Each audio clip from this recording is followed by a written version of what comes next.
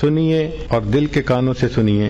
نبی علیہ الصلوۃ والسلام کی یہ حدیث مبارکہ ہے جس کو منذر رضی اللہ عنہ نے روایت کیا، یہ صحابی ہیں، اور یہ حدیث مبارکہ طبرانی شریف میں بھی ہے، مجموع الزوائد میں بھی۔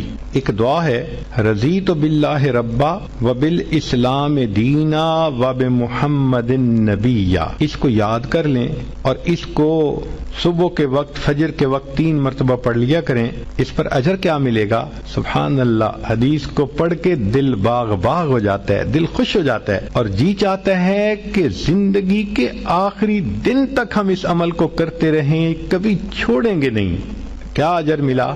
منذر اللہ عنہ فرماتے ہیں کہ نبی السلام نے فرمایا کہ جو شخص اس فکرے کو دن میں 3 مرتبہ پڑھے گا، میں اس کو ہاتھ پکڑ کر جنت میں داخل کرنے کا ذمہ دار ہوں گا۔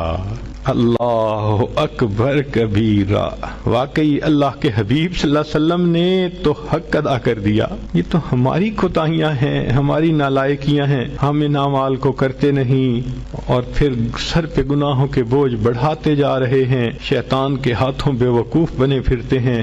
اللہ تعالی ہمیں سمجھ عطا فرمائے اور ہمیں اپنی زندگی سنت کے مطابق کرنے کی توفیق عطا فرمائے۔